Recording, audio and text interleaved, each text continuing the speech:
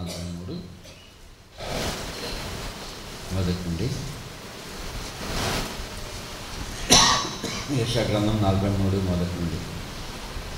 అయితే యాకోబు, నిన్ను సృజించిన వాడు యెహోవా, ఇశ్రాయేలు, నిన్ను నిర్మించిన వాడు ఇలాగ సెలవిస్తున్నాడు, నేను నిన్ను విమోచించినాను, భయపడకము, పేరు పెట్టి నిన్ను పిలిచినాను, నీవు నా సొత్తు.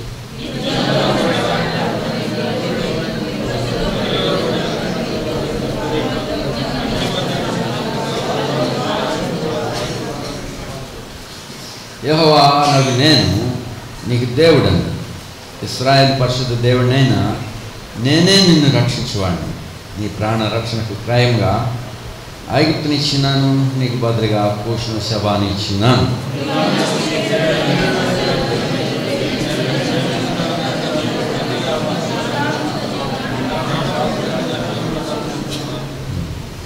ప్రార్థించుదాం. నమ్మకమైన దేవా,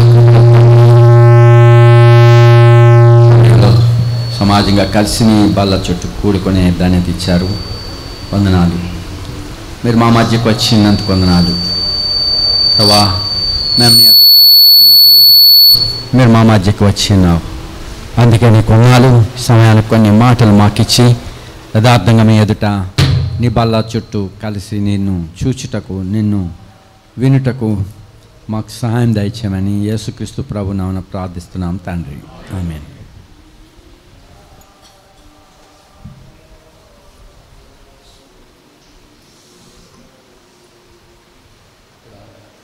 రెండు పేర్లతో ప్రభు పిలుస్తున్నాడు. మొదటిది యాకోబు, ఇంకొకటి ఇజ్రాయెల్. యాకోబు అనగా మోసగాడు. ప్రభు అతను అడిగాడు, ప్రభువునితో అతడు పెనుగులాడుతున్నప్పుడు మరి ప్రభు అతను అడిగాడు, నీ పేరేంటి? అతను ఎన్నో విధములుగా తంత్రాలు ఉపయోగించినవాడు, మోసాలు చేస్తూనే వచ్చినాడు. గర్భంలో ఉంటే కానీ తన మోసగాడు కానీ పిలవబడ్డాడు. మరి అతను అలా చేశాడు కాబట్టి ఆ పేరు అతనికి పెట్టాడు. మరి ఆశీర్వాదం కొరకు ఏ విధంగానైనా సరే ఆశీర్వాదం పొందాలి అతని యొక్క విషయం. అతని స్వభావం ఏంటంటే ఏ విధంగానే ఆశీర్వాదం కావాలి. ఒక భక్తుడు మరి పౌలు అంటాడు, ఏ విధంగానైనా సరే నేను ఆయన గురించి ఏ విధంగానైనా సరే మృతుల్లో నుండి ఆ పునరుత్థాన శక్తిని అనుభవించడానికి ఫిలిప్పీలకు రాసిన పత్రికలో 3వ అధ్యాయంలో ఫిలిప్పీ 3వ అధ్యాయం 10వ వచనం. సో ఆయన ఎందుకు కనపడాలని చూడు 9వ వచనం కూడా, క్రీస్తుని సంపాదించుకుని నా నీతిని కాక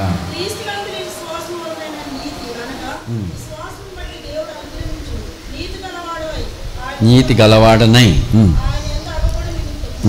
చూడండి, విశ్వాసమును బట్టి దేవుడు అనుగ్రహించి నీతి గలవాడనై.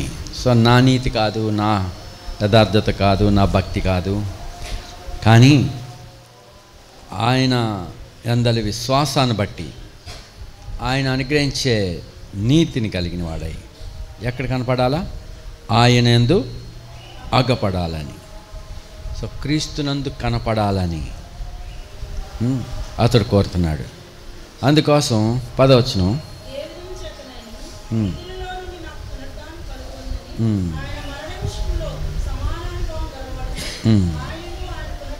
సో ఏ విధంగానైనా ఆ యొక్క పునరుత్థానం శక్తిని అనుభవించటకై అన్నిటిని విసర్జించి ఆ గురి, ఆ యొక్క దృష్టి అతడు కలిగి ఉన్నాడు.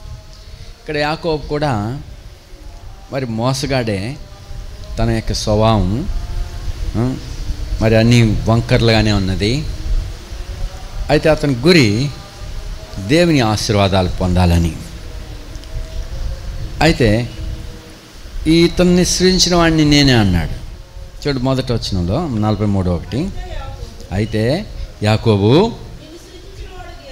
నిన్ను సృజించిన వాడగు యెహోవా, ఇశ్రాయేలు నిన్ను నిర్మించిన వాడు ఇలాగ సెలవిచ్చినాడు. ఇప్పుడు మొదటి పేరుకి రెండో పేరుకి ఎంతో వ్యత్యాసం ఉన్నది. ఇక్కడ రాజకుమారుని పోలినవాడు, ఎక్కడ లొంగడు, ఎక్కడ ఏ శోధనకి ఏ నీచమైన దానికి తగ్గడు. మరి ఇజ్రాయేలు దేవుని యొద్ద ఏల్ అనే దాంట్లోనే దేవుడు అనే పేరుంది. దేవుని చేత ఆశీర్వదింపబడినవాడిగా, దేవుని యొక్క రాజకుమారుడిగా దేవుడు అతన్ని నిర్మించినాడు. చూడండి, ఒక మొద్దు, ఆ మొద్దును విలువైన పరికరముగా లేక విలువైన ఇంటిలో ఉంచతగినటువంటి ఘనమైన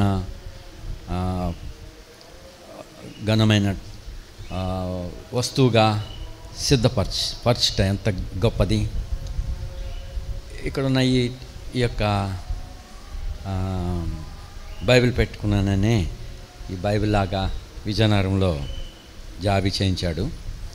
దీని చెక్కలు నేను చూసినప్పుడు అవి వెయిట్ లెక్కల్లో కొన్నాడు.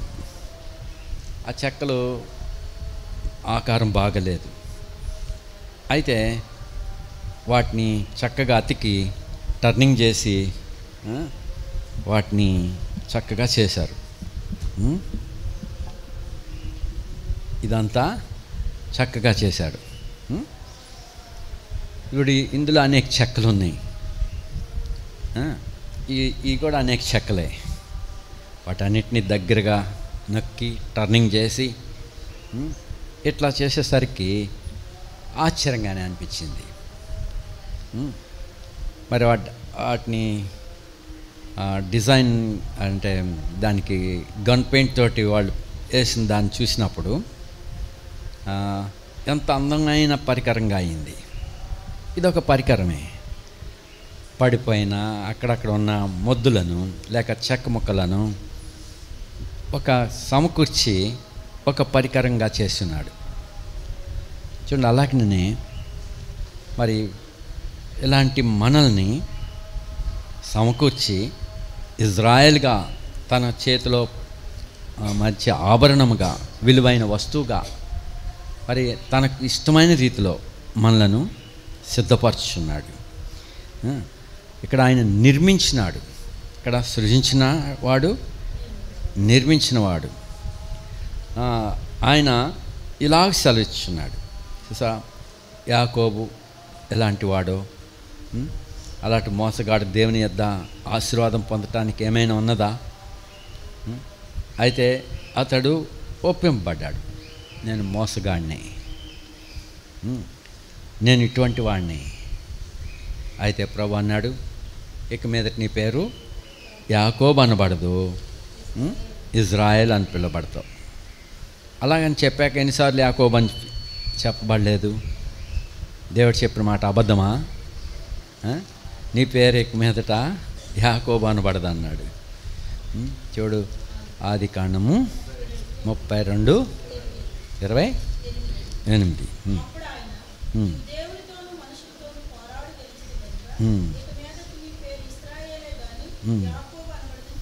యాకోబు అనబడదు. సో మళ్ళీ యాకోబు అని 29. సో అప్పుడు యాకోబు, ఇక మీదట నీ పేరు ఇశ్రాయేల్ అనబడదు, యాకోబు అనబడదు, కానీ ఇశ్రాయేలే అనబడుతుంది అన్నాక మరి నెక్స్ట్ వర్స్లోనే ఏమనుంది? అప్పుడు యాకోబు. తర్వాత 30 వచనం మొదట్లో యాకోబు, 32వ వచనంలో అందుచేత ఆయన యాకోబు తొడగూటు మీద, 33వ యాకోబు కన్నులెత్తి. మరేమి ఇక్కడ దేవుని మాట అబద్ధమా? దేవుని మాట అబద్ధం కాదు. తర్వాత 35వ అధ్యాయం 9వ వచనం, 35:9.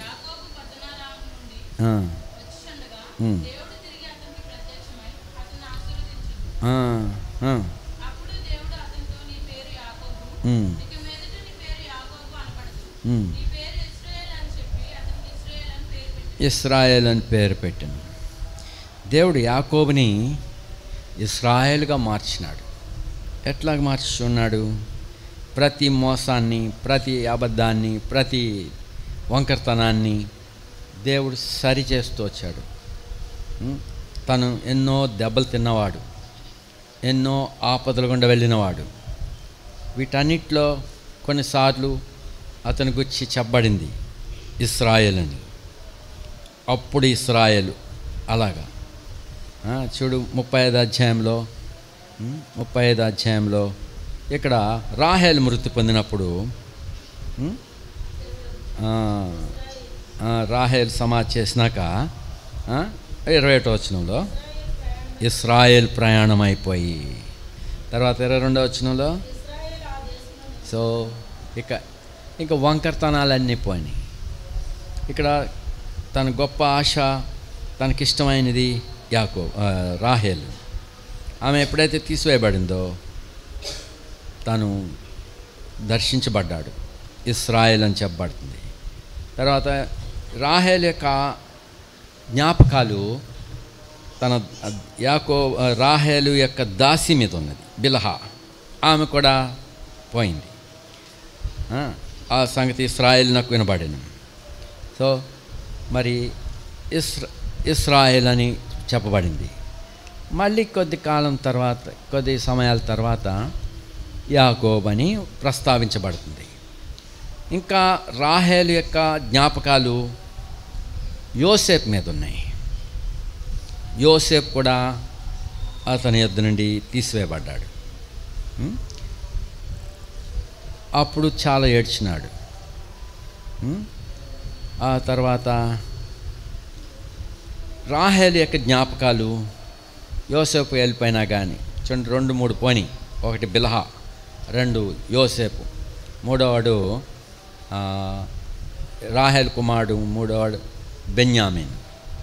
బెన్యామిన్ కూడా తీసివేయబడినప్పుడు తన ఎదుటి నుండి అప్పుడు ఇస్రాయేల్ అంటున్నాడు. చూడండి, బెన్యామీను గురించి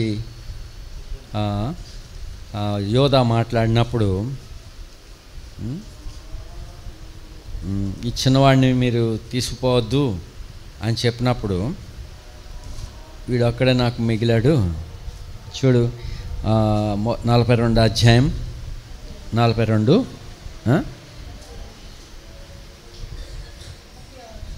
36. వారి తండ్రి అని యాకోబు వారిని చూచి, మీరు నన్ను పుత్రహీనిగా చేర్చున్నారు. యోసేపు లేడు, షిమ్యోను లేడు.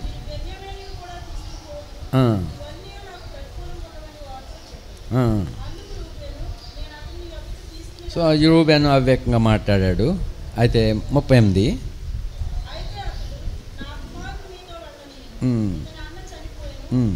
ఇతడు మాత్రమే మిగిలి ఉన్నాడు. సో ఇతన్ని మాత్రమే మిగిలాడు. మీరు వీడిని కూడా తీసుకుపోతే నేను మృతుల్లోకానికి దుఃఖంతో వెళ్ళిపోవాల్సి వస్తుంది అని చెప్పి, తర్వాత ఇక్కడ ఆహారం అయిపోయింది, ఇంక తప్పదు, మీరు వెళ్ళి మళ్ళా ఆహారం తీసుకురండి రా అని కొడుకులను అడిగితే, అప్పుడు యోధా సమీపించి, నాన్న ఇప్పుడు తమ్ముడిని పంపించుంటే రెండోసారి మళ్ళీ వచ్చేసి ఉండేవాళ్ళం వెళ్ళి, మరి నువ్వు తమ్ముని పంపట్లేదు, అతనేమో నీ తమ్ముని తీసుకురావితే నా ముఖం చూడొద్దు అన్నాడు. అరే ఎందుకురా ఇంకో కొడుకున్నాడని చెప్పారు మీరు. ఇవన్నీ నాకు బాధగానే వస్తున్నాయి. చూడు 43 5వ వచనంలో, నువ్వు వాణ్ణి పంపనేలా మీ తమ్ముడు మీతో లేనిలా, అందుకు ఎవడు? ఇశ్రాయేల్. అది కూడా వదులుకున్నాడు. సో తనలో ఉన్న విగ్రహాలన్నీ, మరి వంకరతనములన్నీ దేవుడు సంధిస్తూ, మరి ఇప్పుడు ఎప్పుడైతే ఆయనలో కార్యం జరిగిందో, రాజ మనసు, దేవుని మనసు, దేవుని ఇజ్రాయేల్గా అతడు కనపరచబడుతున్నాడు దేవునికి. దేవుడు అతన్ని ఇశ్రాయేలుగా మార్చినాడు. ఇంకా కొన్నిసార్లు మళ్ళీ యాకోబు అని ఉన్నది, కానీ ఇశ్రాయేలు. ఎప్పుడు ఇశ్రాయేలు? మరి ఆ కరువులో మళ్ళా ఐగుప్తుకి వెళ్ళాల్సినప్పుడు ఇదివరలో వలే అతడు ప్రవర్తించలే. చూడు 45 అధ్యాయంలో ఆఖరి వచనంలో యోసేపు బ్రతికే ఉన్నాడు నాన్న అని చెప్పినప్పుడు ఒకప్పుడు అబద్ధం చెప్పారు. ఇది నీకు మాందో కాదో చూడు, ఈ అంగి అరణ్యంలో మరి దొరికింది, రక్తం అడుగులో పడి ఉంది ఇది అని చెప్పి ఆ వస్త్రాన్ని తీసుకొచ్చి యాకోబు చూపిస్తే యాకోబు ఆదరణ లేకుండా ఏడ్చాడు. ఎంతమంది ఓదార్చినా ఏడుపు మానలే. అంతగా ప్రేమించిన బిడ్డ మరి నిశ్చయముగా యోసేపు చీల్చబడ్డాడు అని, నిశ్చయముగా అంటే అనుమానం ఏమీ లేదు, ఇతడు క్రూర మృగం చేత చీల్చివేయబడ్డాడు అని ఎంతో వేదన పడి ఏడ్చాడు. అప్పుడు మరి దాదాపుగా ఎన్ని సంవత్సరాలు అయింది యోసేపు వెళ్ళిపోయి?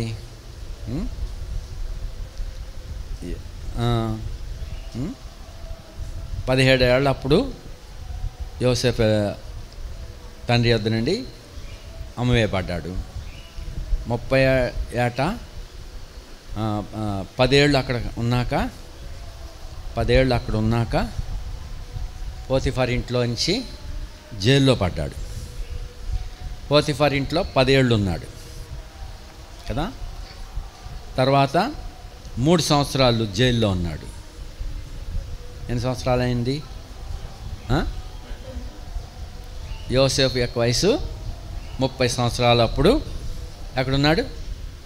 సింహాసనం ఎక్కాడు. తర్వాత 7 ఏళ్ళు సమృద్ధి గల సంవత్సరాలు వచ్చినాయి. అప్పుడు ఎంత వయసు? తర్వాత కరువు సంవత్సరం ఒక సంవత్సరం గతించింది అనుకో, ఇప్పుడు ఎంత వయసు? 38. అంటే తండ్రిని విడిచిపెట్టాక ఎన్ని సంవత్సరాలు? 17 అనుకోండి, 37 అనుకోండి. తండ్రిని విడిచిపెట్టాక ఎన్ని సంవత్సరాలు?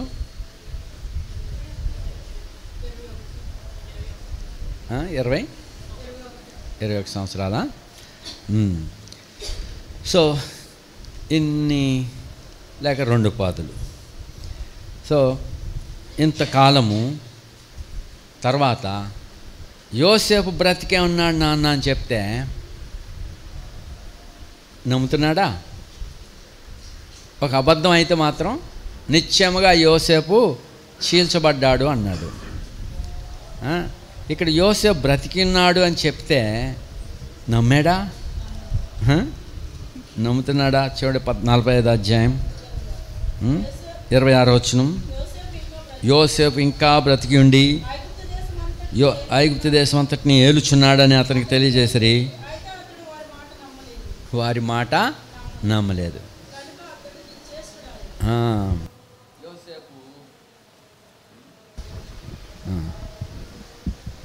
యోసేపు చీల్చబడ్డాడని నమ్మేశాడు, కానీ ఇప్పుడు బ్రతికి ఉన్నాడు, ఐగుప్తుని ఏలుతున్నాడు అంటే అతని మాట, వారి మాట నమ్మలేదు. కానీ యోసేపు పంపించిన బళ్ళు అన్నిటినీ చూసి ప్రాణం తెప్పరిల్లి అప్పుడు అన్నాడు 28వ వచనం, అప్పుడు ఇశ్రాయేలు. చూడండి ఇక్కడ ఏమన్నాడు? ఇశ్రాయేలు. చూడండి అప్పుడు అన్నాడు ఇంతే చాలు. 46 ఇప్పుడు యాకోబు వలే ప్రవర్తించట్లేదు. ఇదివరలో ఎలా పడితే అలాగ నడిచాడు ఆశీర్వాదాల కొరకై. ఇప్పుడైతే ఏ విధంగా వెళ్తున్నాడు? తను కలిగినంత తీసుకుని బయర్షాబాకు వెళ్ళి అక్కడ దేవునికి బలి అర్పించాడు. అక్కడ తన తండ్రి భయపడిన దేవుని యొద్ద, చూడండి, తన తండ్రి ఇస్సాకు భయపడిన దేవుడు, ఇస్సాకు దేవుని యందు భయభక్తులు గలవాడు. మరి కాబట్టి చూడండి, ఇస్సాకు కూడా దేవునికి భయపడినవాడు అని రాయబడింది. చూడండి 40 అంతకు మునుపు లాబాను యొద్ద నుండి వచ్చేసేటప్పుడు ప్రమాణం చేసేటప్పుడు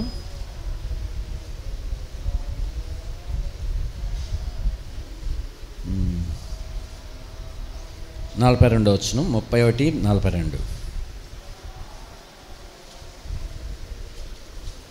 31:42 నా తండ్రి దేవుడు అబ్రహాం దేవుడు ఇస్సాకు భయపడిన దేవుడు.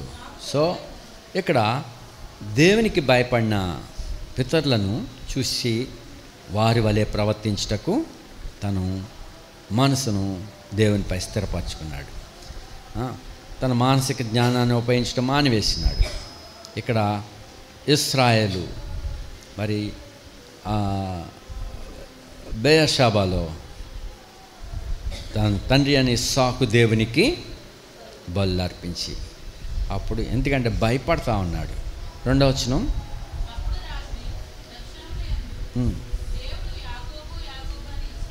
ఇక్కడ 2 మాటలు ఏంటిది?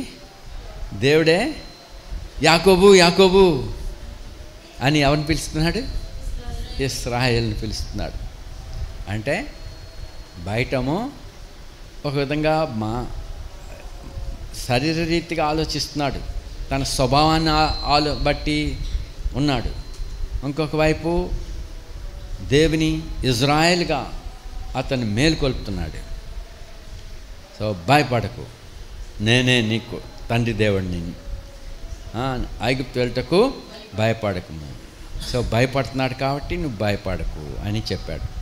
సో ఆ రీతిగా మరి ఇప్పుడు తన చివరిగా తను చనిపోయినప్పుడు అతను ఎట్లా ఉన్నాడు?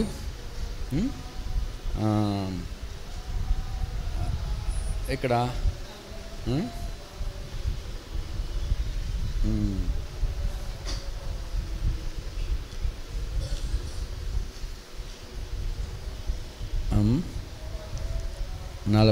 50 అధ్యాయంలో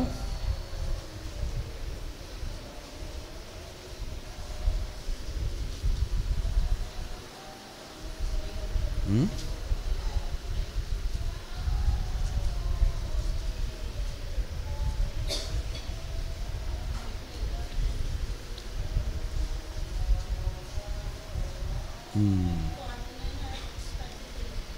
49 33 రీడ్.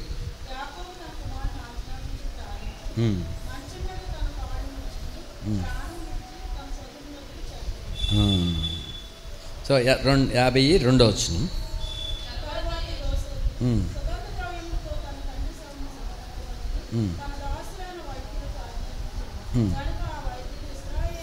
ఆ వైద్యులు ఇశ్రాయేలును, సో ఎవరిని? ఇశ్రాయేలు. సో దేవుని ఇజ్రాయేలు ఎటువంటి రాజకుమార్నిగా తన దేహం ఘనమైనదిగా, మరి ఘనమైన కుమారుని మరి ఐగుప్తు దేశానికి బహుమానంగా ఇచ్చినటువంటి తండ్రిగా ఇశ్రాయేల్ అని అతని దేహాన్ని గురించి చెప్పబడింది. సో దేవుడు అలాంటి మోసగాడిని మరి ఇజ్రాయేల్గా నిర్మించినాడు. మరి ఏ మోసగాడు మరి ఆస్వాదింపబడలేడు. పైకి ఆస్వాదింపబడినట్టున్నా చివరికి అది నష్టమే. అయితే దేవుడు ఆస్వాదించిన వాడు ఇజ్రాయేల్గా ఉన్నాడు. సో ఇక్కడ చెప్పాడు ప్రభు, నేను నిన్ను విమోచించున్నాను. 43 నేను నిన్ను విమోచించున్నాను, భయపడకము, పేరు పెట్టి నిన్ను.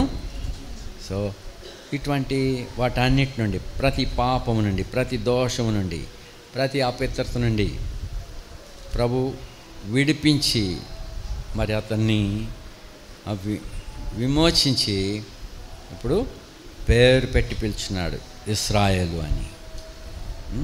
ఇప్పుడు ఈ ఇశ్రాయేలు ఆశ్చర్యకరమైన వాడు. చూడండి, ఇప్పుడు ఎటువంటి రీతిగా చేస్తున్నాడో పేతురు రాసిన పత్రికలో మనలను మన పాపముల నుండి, మన అతిక్రమములు, మన మోసాలు ఇవన్నిటి నుండి ప్రభు విడిపించి ఎటువంటి ప్రజలుగా చేశాడో చూడండి. పూర్వం మనము అటువంటి బంధకాల్లో, పాపములలో పట్టుకుని పాపాలు పట్టుకుని ఉన్నాయి, మన మనస్సాక్షిని పట్టుకుని ఉన్నాయి. దాన్ని ఎవడు క్లీన్ చేయగలడు? ఎవడైనా ముట్టినేళ్ళ మనం చస్తాం. అయితే మరి ప్రభువే మరి దీనుడై తగ్గించుకున్నవాడై వచ్చి మనందరి కొరకు తక్కువగా చేయబడి ప్రతి మనుషుని కొరకు దేవుడు శరీరములో ప్రాయశ్చిత్తం చేస్తున్నాడు. తానే స్వయంగా మనలను శుద్ధీకరించేవాడిగా ఉన్నాడు. అలా శుద్ధీకరించే విషయంలో ఏ దూతలకు ఆయన అప్పగించలేదు. తానే స్వయంగా మరి మన పాపములన్నిటి నుండి విడిపించుటకు ఆయన వచ్చినాడు. ఆయన చూడండి, ఎబ్రిల్కి రాసిన పత్రికలో 1వ అధ్యాయంలో తానే అని చెప్పాడు. ఇది ఎవరో కాదు. మా శుద్ధీకరణం, పాప క్షమాపణ విషయాల్లోనూ, శుద్ధీకరణ విషయంలోనూ చూడు 3వ వచనంలో ఆయన దేవుని మహిమ యొక్క తేజస్సును ఉండి పాపముల విషయంలో శుద్ధీకరణము తానే చేసి చూసా, స్వయంగా తానే మన అందరి పాపముల కొరకే ప్రాయశ్చిత్తం చేసి ఉన్నాడు. మన పాపముల నుంచి మనల్ని కడిగినవాడు, లేక విడిపించినవాడు. ప్రకటన గ్రంథం 1వ అధ్యాయంలో, ప్రకటన 1వ అధ్యాయం 6వ వచనంలో మనలను ప్రేమించుచు తన రక్తం వలన మన పాపముల నుండి మనలను విడిపించినవని, అనగా పట్టుకుని ఉన్నాయి. ఆ దోషాలన్నీ మనలను పట్టుకుని ఉన్నాయి, మన మనస్సాక్షిని పట్టుకుని ఉన్నాయి. మరి తానే మన కొరకు ప్రాయశ్చిత్తం చేసి ఉన్నాడు. మరి ఎబ్రీ 9వ అధ్యాయంలో మనలను ఎట్టి రీతిగా తన ఎదురు తీసుకొచ్చాడో చూడండి. మనల్ని కడిగి ఎబ్రీ 9 మరి ఆయన తన స్వరక్తం చేత మనలను ప్రాయశ్చిత్తం చేస్తున్నాడు మనకి. చూడండి 14వ వచనం, 9:14. నిత్యుడగు ఆత్మ ద్వారా తను తాను దేవునికి నిర్దోషినిగా అర్పించుకున్న క్రీస్తు రక్తము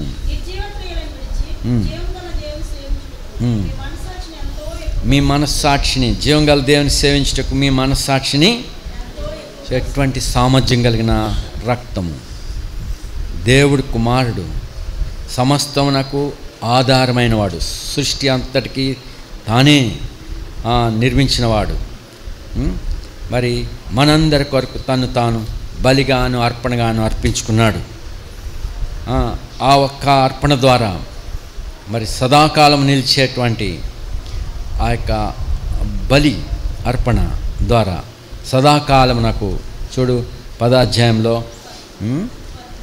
12వ వచనం, ఈయనైతే పాపముల నిమిత్తము సదాకాలం నిల్చు ఒక్క బలిని అర్పించి, ఒకే ఒక బలి. సో మళ్ళీ అది రిపీట్ చేయబడేది కాదు. ఈ బలి ఒక్కసారిగానే అన్నిటికీ సరిపోయేదిగా, ఇంకా కొత్తది ఇంకోటి ఏదో రాదు. పాత నిబంధన బలులు మాటి మాటికి అర్పించేటివారు ఏటేటా. కానీ వారిని ప్రజలు తనకు స్వకీయ ప్రజలుగా చేసుకునే విషయంలో ఒకే బలి, అంటే ఆ నిబంధన రక్తం విషయంలో అక్కడ అది ఒక్కసారిగానే చేయబడింది. పాత నిబంధనలో నిర్గమయ 24లో చూడవచ్చు. అది ఆ ఒక్క అర్పణను బట్టి, ఆ రక్తాన్ని బట్టి నిబంధన గ్రంథం మీదను ప్రజల మీదను దాన్ని ప్రోక్షించి ఇది మీ కొరకైన నిబంధన అని చెప్పి నిబంధన రక్తం ఇదే అని చెప్పారు. బట్ ఇప్పుడు క్రొత్త నిబంధన, ఈ క్రొత్త నిబంధనలో అనేకమైనవి ఉన్నాయి. మన పాపముల కొరకైన ప్రాయశ్చిత్తము, అంతేకాదు దేవుడు మనతో నిబంధన చేసి తన ప్రజలుగా స్వీకరించే నిబంధన ఇది. సో ఈ నిబంధనను బట్టి ఇప్పుడు 14వ వచనంలో ఒక్క అర్పణ చేత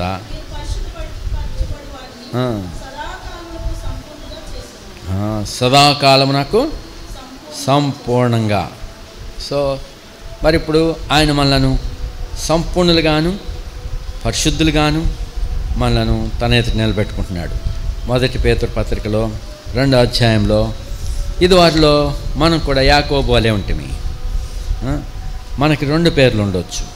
మోసగాడిగా, మన నైజాన్ని బట్టి, మన బుద్ధిని బట్టి వేషధారులుగా, మాటికి ఆ బుద్ధే కనపడతా ఉంటుంది. ఇక్కడ మనం చూసాం, యాకోబు యాకోబు అని ఎవరిని పిలిచాడు? దేవుని దృష్టిలో ఉన్న ఇజ్రాయెల్. ఇక్కడ అలాగే మనలను కూడా దేవుడు ఆ ఏర్పరచబడిన ప్రజల్లో మనలను ఉంచి ఆ విధంగా పిలుస్తున్నాడు. 2వ అధ్యాయం 1 పేతురు 2వ అధ్యాయం 9వ వచనం. అయితే మీరు చీకట్లో నుండి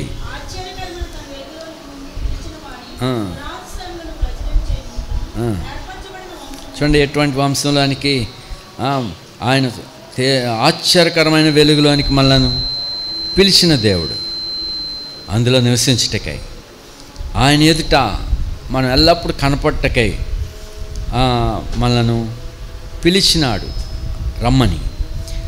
పిలిచిన దేవుడు మన అప్పుడు ఏం కనపడుతున్నాయి? వాని గుణాతిశయములను ప్రచురం చేయ నిమిత్తము. సో మనల్ని ఎప్పుడైతే దూతలందరూ చూస్తారో ఆ వెలుగులో, అరే వీళ్ళేంటి ఇలాగంత ఘనంగా ఉన్నారు, వీళ్ళేంటి ఇంత ఉన్నత స్థితిలోకి తీసుకురాబడ్డారు అని దూతలే ఆశ్చర్యంతో దేవుని స్తుతిస్తున్నారు. మరి అలాగన ప్రభు మహింపరచుకుంటున్నాడు. ఇప్పుడు ఏర్పరచబడిన వంశమును, రాజులైన యాజక సమూహమును, పరిశుద్ధ జనమును, దేవుని సొత్తైన ప్రజలనే అన్నారు.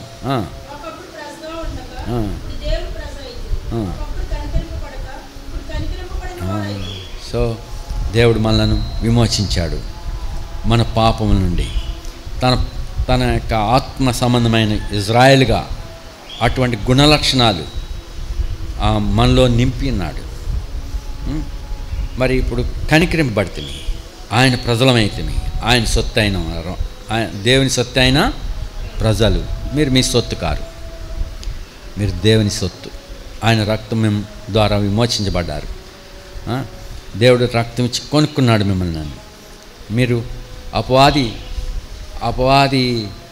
యొక్క చెరలో నుండి మిమ్మలను విమోచించాడు. మన పాపాలు మనం పట్టుకుని ఉన్నాయి. ఆ పాపముల నుండి ప్రాయశ్చిత్తం చేయటకై ప్రభు తన రక్తం చేత విమోచించున్నాడు. అమూల్యమైన రక్తం అది. చూడండి 19 వచ్చిన 1:19, అమూల్యమైన రక్తం చేత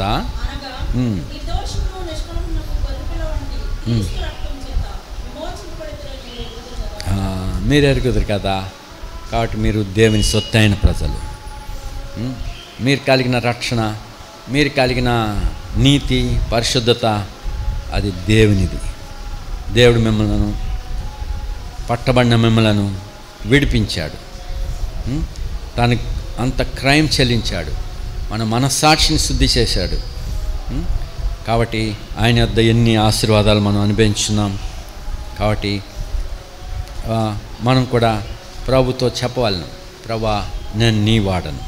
ఆ ప్రియురాలు చెప్పినట్టు ఆ పరమగీతాల్లో 2వ అధ్యాయంలో, నా ప్రియుడు నావాడు, నేను అతని దానను. చదవండి ఆ మాట. 2వ అధ్యాయం పరమగీతము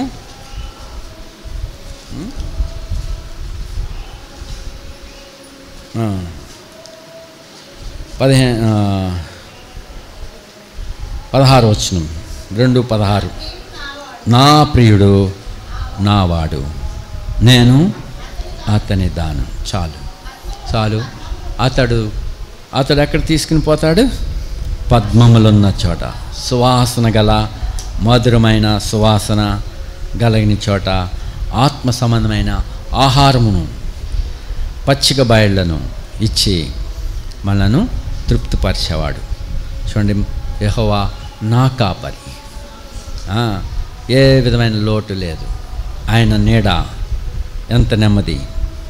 శత్రువులు ఉన్నారు అనేకులు, శత్రువులు ఎదుట భోజనం, చుట్టూ శత్రువులు, క్రూర మృగాలు ఉన్నాయి, దొంగలు ఉన్నారు ఆ మందనెత్తుపోటాకి. మరి ఎలుగుబంటు, సింహం వంటి ఒక జంతువు, వింత జంతువు. అది ఒకవైపున చూస్తుంటే ఎలుగుబంటిలా ఉంది, ఇంకొక వైపున సింహంలా ఉన్నది. సో ఈ జంతువు ఏదో ఆశ్చర్యంగా ఉంది. కానీ అది గొర్రె పిల్లని ఎత్తుపోతుంటే విడిపించాడు కదా. అయితే అలా కూడా శత్రువు రాదు. అందుకనగా ఆయన మన కాపరి అయినాడు, మనకు ప్రాకారమై ఉన్నాడు. సో మరి ఈ ప్రియుని దగ్గర మరి ఈ పిల్ల చెప్తున్నట్టు, నా ప్రియుడు నావాడు, నేను అతని దాన్ని, నీవు నీ సొత్తు కాదు. ఇంకో మాట, నేను నిన్ను విమోచించున్నాను ఇశ్రాయేలు, నీవు నా సొత్తు. కాబట్టి ప్రభు యొక్క బిడ్డగా నిన్ను ఆయన స్వీకరించాడు. కాబట్టి నువ్వు కూడా ప్రభుతో, ప్రభా మరి నువ్వు నా ప్రియుడవు, నేను నిన్ను ప్రేమించున్నాను. దావీదు అన్నట్టు, యెహోవా నా బలమా, నేను నిన్ను ప్రేమించున్నాను. ఇంకో చోట, నా ప్రాణమా, నా ప్రాణము నిన్ను హత్తుకొంచున్నది, నా హృదయము నీ యందు స్థిరమాయను. సో ఆ రీతిగా మనం హృదయాన్ని కూడా ప్రభుపై స్థిరపరచుకుని మరి ఇంత గొప్ప రక్షణను పట్టుకుని ఆయన స్తుతి ఆరాధన సమర్పించుదాం. నమ్మకమైన దేవా, ఈ సమయాన్ని చిన్న మందిగా కలిసి ఈ వాక్యాన్ని మేము చూస్తున్నాం. ఇశ్రాయేలుగా, యాకోబుని ఇశ్రాయేలుగా మార్చావు ప్రభా. మా మనసులు ఇంకా యాకోబు వలె పాత స్వభావం అనుసరిస్తూ ఉన్నాయి. అనేక విధాలుగా మేము తొట్టిపడుచున్నాము. అయినప్పటికీ యాకోబు యాకోబు అని ఇశ్రాయేల్ మీరు పిలిచారు ప్రభు. మాలో నీ కార్యం చేస్తున్నారు. మరి యాకోబుని సృజించిన వాడు నీవే, అతని ఇశ్రాయేల్గా నిర్మించిన వాడు నీవు ప్రభా. ఎట్టి రీతిగా విలువైన వస్తువుగా, విలువైన మహిమకరమైన పాత్రగా ఉంటకై, నీకు స్తోత్ర కారణంగా ఉండటానికై, నీ గుణాశయాలు ప్రచురం చేయనిమిత్తమై అని యాకోబుని అంతగా గణపరిచినావు. నేను యాకోబుని చూసిన వారు నేను గణపరుస్తారు. ఆ యాకోబుని ఇశ్రాయేల్గా మార్చిన నిన్ను గణపరుస్తారు. వారిని గణపరిచావు కూడా, ఇశ్రాయేల్ని గణపరిచావు లోకమంతట్లో నుంచి. కాబట్టి ప్రభా, మమ్మలను విలువైన ప్రజలుగా, మరి ఈ లోకంలోంచి ప్రత్యేకించి విలువైన ప్రజలుగా చేస్తున్నావు. అందుకే నీకు స్తోత్రాలు. సమయాన్ని సంఘముగా కలిసి మరి మేము రక్షణ పాత్రను చేత పట్టుకుని నీకు కృతజ్ఞతాస్తుతి ఆరాధనను సమర్పించటకు మాకు సహాయపడుతున్నామని యేసుక్రీస్తు ప్రభువును ప్రార్థిస్తున్నాం తండ్రి.